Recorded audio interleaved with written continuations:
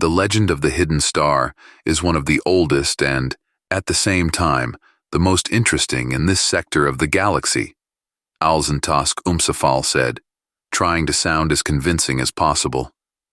Judging by the looks on the faces of the finance committee members, he didn't make much of an impression on them, but he couldn't retreat.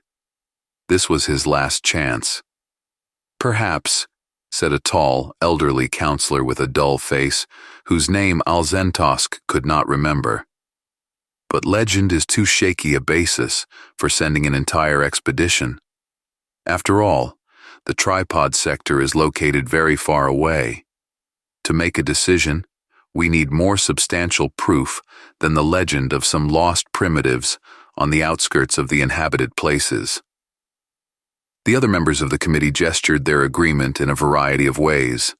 Some nodded their heads, others, more reserved, closed their eyelids, and one bearded old man even made an indefinite gesture with a wrinkled hand. An explosion of emotion by the standards of this venerable assembly. Alzentosk tried hard not to let his irritation at these fossils get the best of him.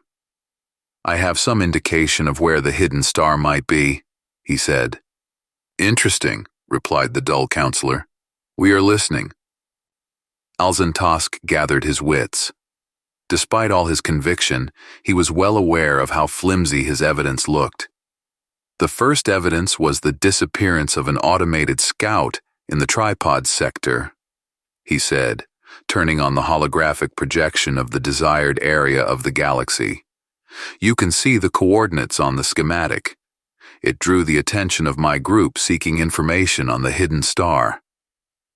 He didn't mention that his so-called group consisted of himself and a practicum student who couldn't run away from campus on the holidays. Why give the commission an extra trump card? He had a severe battle ahead of him as it was. He turned on the next holoslide. Chitmon Klinenson typed the last command on the ship's control panel and pressed enter. The route for the final jump to the outskirts of the tripod sector was set. Now, it was up to the ship's systems to guide it through hyperspace in accordance with the parameters of key nodes set by the pilot. I can't believe you managed to convince the University Finance Committee after all, Chitmon said, leaning back in his chair and stretching his body with pleasure. They were headed to the area far from the most populated sectors, so Chitmon couldn't just copy the route from popular guides. Much of it had to be calculated and programmed by hand. When you said you were getting funding and wanted to bring me on as a pilot, I thought you were joking. Alzentosk stretched as well. He was sitting in the co-pilot's chair, though of course he had nothing to do with piloting the ship. He was a librarian, a historian, and a paleoethnographer. In short, he was a theorist, a desk scientist who, for the first time in his life, had ventured to test his theory in practice, in field research. On paper, he now bore the proud, respected title of expedition leader. But in reality, the entire expedition consisted of him and Chitmon piloting the ship. A sudden thought occurred to him, embarrassing him with its perverse logic. What if the financial committee allocated him such a modest budget in the hope that he would realize the impossibility of organizing a full-fledged field expedition with this money and give up the crazy idea? The intrigues of the university were sometimes as intricate as those that permeated medieval palaces, but that didn't matter now. Alzentosk managed to charter a small ship at a reasonable price and invited Chitmon as a pilot and technical advisor. And now, they were on their way to the hidden star. I still can't quite believe it myself, Alzentosk admitted. Maybe they just had some unspent funds and decided to use them that way. It's a win-win scheme. You can report to the trustees that the money was spent on a new promising area, and if I do find something, they'll be visionaries. Will you? Alzentosk shrugged. I hope so. It's my only chance. If I fail, I don't think they'll even give me the money to go to the sector archives in a neighboring system. I'm getting old, Chitmon. I'm running out of time. It's not easy to get anything out of our cheapskates. Chitmon nodded. Well, I'm glad those are not my problems. There's always work for a licensed pilot and navigator. But I'll tell you, it would be nice to be part of some great discovery. You think this hidden star of yours has something to do with Earth? I don't know. Alzentosk shook his head. But I don't think so. There's no hint of it in the legends. Besides, Earth is probably long gone. Otherwise, it would have been found.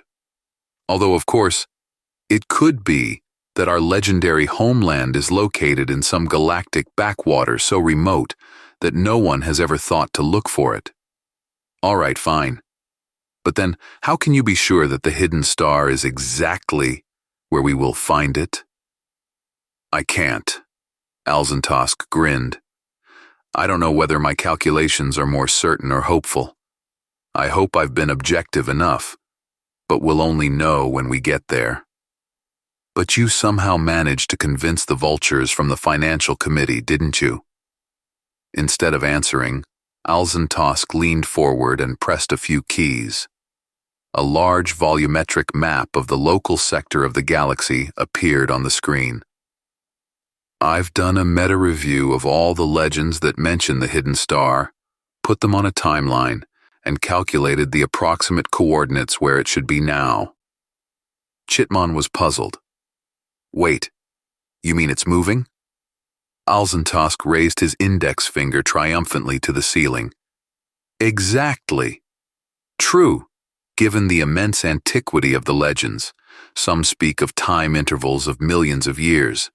Their reliability is not great, but generally the trend is the same. Don't forget, many civilizations who created these legends are separated not only by distance, but also by time. And that's already saying something here. It's still too vague. As a reason to fund an expedition, even one as modest as ours? I haven't told you the most important thing. I have actual observations. So you just found the hidden star that everyone speaks about but no one had ever seen? Chitmon couldn't hold back a skeptical grin. Buddy, I'm beginning to think you've downed something stronger than a couple of beers, and then you've drunk the entire finance committee. Oh, come on. Alzentosk tapped on the keyboard again. In one of the archives brought to our university from the Chaxmal planets, an insectoid civilization that died out about 6 million years ago, I found an actual picture of a star in addition to the usual vague references.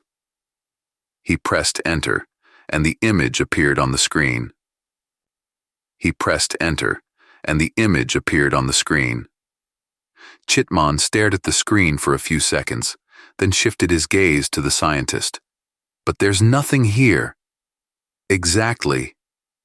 Alzentosk zoomed out, and instead of a black rectangle, a map of the starry sky appeared on the screen. The Chaxmalians have lasted long enough so that the results of their observations are quite extended in time. Anyway, here it is. See? The map split into 2 copies. Well, now there's 2 of those things. Are you going to multiply them more? Does it matter? Look closely. Alzentosk circled a small area on the screen with his finger. Look here. Chitmon looked closely. It's as if one image is defective. The constellation pattern is the same. But here, he pointed to the same spot in one of the pictures. A few stars are missing. It's like someone smudged it with black paint. Aha! Alzentosk pressed a key. Now check this. Another copy of the image appeared on the screen. The images were taken at different scales and formats, Alzentosk said, but I tweaked them to match. There's actually a hell of a lot of years between them. The stain is still there, but there's a slight difference. It's shifted a little bit. Let me help you, Alzentosk said. The images began to change with a slight delay. It's moving, Chitmon exclaimed. "And I'm the first one to figure it out. But that's not all. I extrapolated the trajectory of this thing, whatever it is, and guess where it should be now? In the tripod sector. Where the two probes went missing? Look, missing probes are not an uncommon occurrence. You know, all sorts of things happen in the galaxy, but you can't draw such far-reaching conclusions from it. Chitmon, you don't happen to work for the Finance Commission, do you? You're literally quoting them word for word. But I have a final argument. Look here. These pictures were taken by a roving fleet of Maxoids not that long ago, about 50,000 years ago. Chitmon stared at the screen. Here, he pointed to one image. It's still covered by a dark spot, but the next one shows a star. The hidden star is moving, Alzentosk said, and it's hidden behind something, some kind of warp field or something that doesn't let light through. That's why it's so hard to find. That's why there's only legends but no proof. Chitmon shook his head. I can't believe it. Such a vast amount of time, and no one has ever figured it out. However, since there are legends, someone must have gotten suspicious. Well, I hope it's worth it, and we will find something more interesting than a dead ancient wandering star. When they had gone to their quarters, Alzentosk, before going to bed, thought it was good that Chitmon had not continued to question him. Otherwise, he would have had to tell the pilot that the archives of both the Chaxmalians and the Maxoids went silent after the meeting with the hidden star. It didn't bother him too much. After all, these events had happened long ago. He didn't want to worry the pilot. All these flying guys are too safety conscious. The hidden star's estimated speed wasn't that great.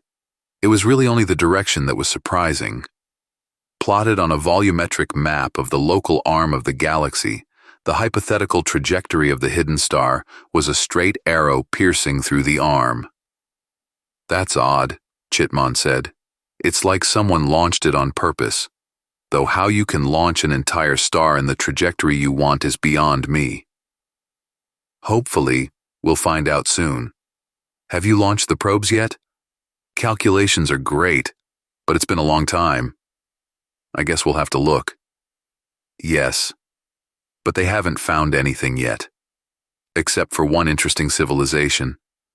Funny-looking guys like overgrown grasshoppers and developing quickly. They're getting close to nuclear power. But as for our target, nothing yet.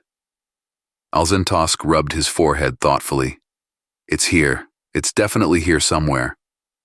If it's here, we'll find it, Chitmon said. I promise you. They found the hidden star a few days later, literally the same way it had once caught Alzentosk's attention. One of the probes didn't make contact at the appointed time. The first missed session could be attributed to random malfunctions, but after the third, it was clear that something else was at work. Now the location of the hidden star could be calculated much more accurately using the last known coordinates of the probe.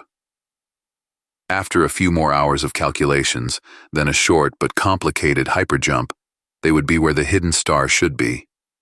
Of course, Alzentosk couldn't miss such a moment and was sitting in the control room next to Chitmon in the co-pilot's chair. So the moment they finally came out of hyperspace, and all the forward view screens were filled with absolute darkness, and the shrieking signals of several danger sensors going off at once hit his ears, he remembered for a long time. It was Chitmon's reaction that saved them. The pilot didn't try to figure out what was going off and how, but simply raced the ship away. It later turned out that without telling Alzentosk anything, he had removed almost all the limiters from the main engines. It was a serious safety violation. 2 of the 6 gravity compensators had failed from the overloads, but it had saved their lives. Otherwise, they would have crashed into the huge parabolic shield covering the star, just like the missing probes before them. The size of the shield was staggering. It was located about 1 astronomical unit away from the star, of a pretty ordinary G6 class, and its diameter was also close to those dimensions. Squeezing everything possible from the old ship, Chitman avoided the collision with the megastructure. Beyond it, in its inner space, it turned out that the star has a planet in the oxygen zone of life. Though it was obvious that even if there had been some life on this planet, it was now long gone. The planet had no significant oxygen atmosphere, and there didn't seem to be any water on its surface. Alzentosk dug feverishly through the data archives, looking for anything that would provide any insight into the purpose of this strange system. Chitman, meanwhile, had put the ship into orbit around the planet. He was initially nervous, rattled by the recent near catastrophe, but the space was surprisingly clean. There were no artificial objects or other planets, asteroids or comets, as if the space had been vacuumed. "It's a stellar engine," Alzentosk said suddenly. Chitman did not immediately realize what he meant. "What do you mean? There's no one here but us. Scanner's not picking up any other engine signatures." "I mean the whole system. This whole system, the star and the mirror, is a stellar engine. The planet's just a passenger, or cargo, whatever you prefer to call it. The paraboloid is about 1 astronomical unit away from the star, held by the star's gravity. Because of the uneven pressure of the solar radiation, because the reflector is only on one side, the whole system is in a state of constant acceleration. It will gain speed for as long as the star shines. I found a reference in one of the archives rumored to date back to the libraries of Earth." Chitman looked at the screen. "Solar wind? Look, that's a very weak propulsion system. It would take hundreds of millions of years to travel galactic distances." He was suddenly silent. "Wait. No, it can't be." "It turns out it can. The earliest legends about the hidden star go back exactly hundreds of millions of years," Alzentosk said. "But I think it's even older. If you extend the vector of its motion, it goes far beyond the galaxy, toward a dwarf galaxy about 50,000 light-years away. So the hidden star has been traveling here for over 1 billion years." "1 billion years!" Chitman opened his mouth in a daze. "At least," Alzentosk nodded. "I don't know who these guys who made the big trip were, but they were obviously thinking in a different time frame." Chitman shook his head. "No civilization can exist for 1 billion years, he said. "The longest-lived ones we know so far have only lasted a few tens of millions. 1 billion, that just doesn't make sense." "So is the idea of building such a megastructure," Alzentosk said. "And yet, here it is before us. Those who can turn all the matter of their planetary system, except for their own planet, into such a superstructure must clearly be able to plan ahead. All matter? And where do you think the rest of the planets, comets, and all the normal stuff of a normal system went? Constructing such a titanic structure takes a lot of building material." Chitman suddenly laughed. "What's so funny?" Alzentosk asked, perplexed and bewildered. "I was just imagining the faces of the members of the Finance Commission when you showed up and said, 'Hey folks, I found a complete and functioning stellar engine. It's in the deepest corner of the galaxy, but don't worry, in 500 million years it'll be on your doorstep.' Actually, the system should pass far enough away from the populated—" Alzentosk began in a teacherly tone, but waved his hand when he saw the pilot grinning. "To hell with them. We'll deal with them when we get back. Now, I've thrown a couple of glances on the surface. Looks like the planet's pretty densely built up. Maybe we should go down there and take a good look around. It looks pretty tempting." And he pressed a button, displaying the image on the large view screen in the control room. Scientists and pilots stared mesmerized at the gigantic, alien-looking, and remarkably harmonious structures that covered vast areas and towered, if it wasn't a trick of the eye, for many kilometers. "Yes," Chitman said at last, "I think it will be interesting." If he'd said fantastically, pulse-poundingly exciting, that would still have been as far from the truth as a simple, dry, interesting. Of course, no building can match the scale of a solar sail for an entire star system. But the cities on the surface of the hidden star planet were still astounding. The ship was built as multi-purpose vessel, so even with only 4 remaining primary gravity compensators, it could safely maneuver near the planet's surface, especially with little or no atmosphere left. "I can't believe it's over 1 billion years old," Chitman said. "How could these cities have survived?" "What's going to happen to them? The system is sterile. There aren't even any micrometeorites left in it, and the atmosphere is probably long gone too," Alzentosk answered. "I wouldn't be surprised if it's still full of the remains of its former inhabitants." Chitman shuddered. The external cameras displayed real-time images on the view screens, so it was almost as if they were sitting under the transparent hood of a light skimmer. The ship glided between the majestic spires, arches, and overpasses of one of the largest cities on the planet, and every time it passed under some giant structure, a shadow ran across the faces of the pilot and the scientist. Billion-year-old mummies. Damn. I've never been superstitious or religious, but the thought of it gives me creeps. "You know, I agree with you," Alzentosk said. "Of course, this is the discovery of a lifetime for me, and I'm already dreaming of coming back here to lead a big expedition. But this place really gives me the chills. Imagine the scale of the plan, the population of an entire planet embarking on a journey of billions of years. They're rebuilding their entire system, even though they know their species is unlikely to survive to the end of the journey. What were they counting on? Why embark on such an incredible journey? Yes, by the way, if they were so incredibly advanced, why didn't they just build a jump fleet?" Alzentosk shook his head. "Just give it a thought. Jump ships have their limitations. The largest of them can hold a few thousand people at most. Beyond that, the energy cost of jumping becomes completely impossible. Let's say they could get it up to 10,000 capacity with their tech level, but imagine if the planet's population was, say, 15 billion, 1.5 million ships. That's simply unthinkable. Even the number of roaming mixoid fleets in their best days was at most at 20,000 ships. Chitman carefully guided the ship under another magnificent archway that rose at least 3 kilometers high. Beyond it was a vast plaza that stretched for many kilometers in all directions. In the center of the square, a circular chasm gaped into the dark abyss. "Let's go there," Alzentosk said. "Let's take a closer look at what it is." Looking into this superhole was like looking into infinity.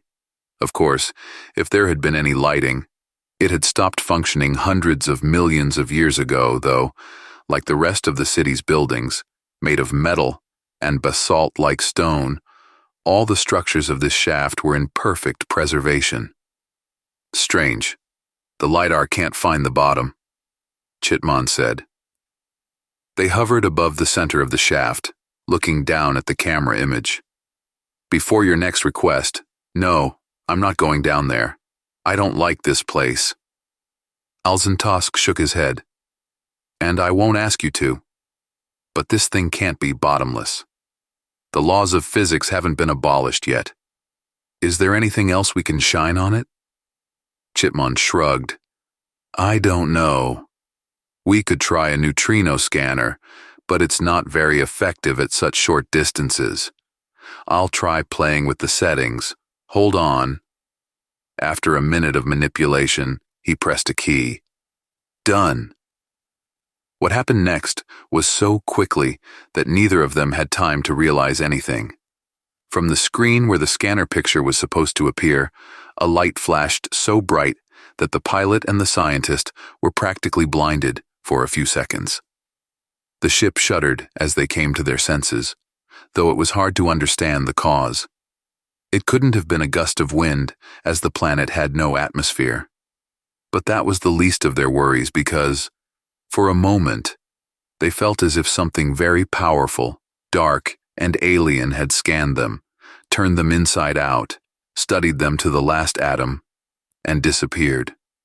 It was strange and frightening. The first thing Chitmon did when he woke up was to steer the ship away from the strange chasm. After a bit of thought, he decided to get further away from the surface, into orbit. "What the hell was that thing?" he finally asked Alzentosk. The scientist was clearly not feeling well. He was still pale and holding his hands to his temples. "I don't know," Alzentosk said, "and I'm not sure I really want to know. Not now, anyway. I'm left with the feeling that it was evil. You know? Not just something bad, but real, full-blown, pure evil. But it's chained to this planet, and it can't leave. At least that's what it seemed to me." Under other circumstances, Chitmon would have laughed at the scientist. But now, he wanted something else. "I suggest we get out of here immediately," he said. "The stellar engine is an impressive thing, but you can't accelerate and you can't turn sideways on it. So, the hidden star should be easy to find now, assuming anyone wants to look for it. If that thing came here on it and has been hiding for hundreds of millions of years." He stopped, looking at Alzentosk. Chitmon had never seen a man so frightened. "What's the matter with you? You look like you're dead already." "The Chaxmalians," Alzentosk said in a trembling voice. "They disappeared from history as soon as they were visited by the hidden star. And the Maksoids too, and a few other civilizations. What if the people who built the hidden star weren't trying to go somewhere? What if they were trying to escape from something? Something that frightened them enough that they were willing to travel 1 billion years just to get away? And they didn't," Chitmon said slowly, looking at the lifeless, majestic cities on the planet's surface. "Or they weren't careful enough and took a stowaway with them." He thought for a minute. The hidden star is still at least several tens of thousands of years away from a populated sector of the galaxy. This thing obviously can't go far from the star, or it would have eaten up, or whatever it's doing, everything and everyone around it long ago. We have time to think. "You know, I think I saw something on the screen before all this happened," Alzentosk said. "Could you check on the scanner recording? It's all corrupted, but then, why not?" Chitmon reached for the remote control. The image appeared on the screen. It looked like the star map. "I think it's a picture of the sector opposite the hidden star's star sail. Only it feels like it has a much higher resolution than..." "Try enlarging it." "What's up with it? I don't really notice anything." "Well, here you go." Wow. Just wow. Slowly, zooming in on the image made it seem as if people were flying through space, past stars and star clusters. Its depth was amazing. More and more objects floated out of the darkness. But that was not what struck the pilot. One by one, familiar black spots appeared against the background of the stars. 1, 2, 3, 10, 30, hundreds, thousands. The people watched astonished as the entire screen was gradually flooded with darkness. "It's a migration. A great stellar migration," Alzentosk said slowly. "The hidden star is only the first swallow, the first scout of the great migration." "Listen," the pilot said.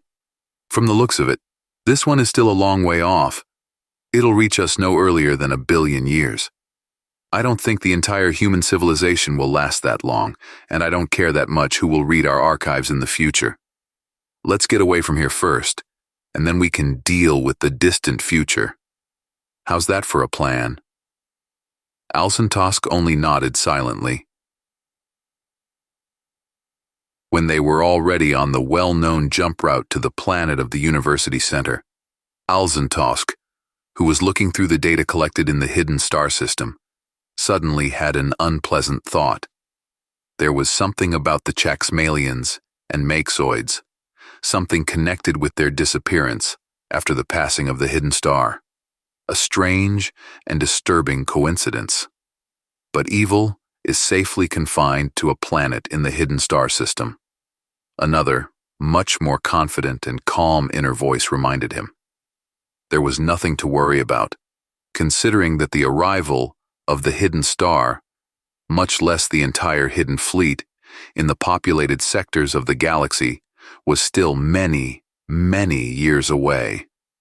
The voice was very, very convincing. Alcentosk sighed reassuringly and began to look at another hollow slide of the dead city.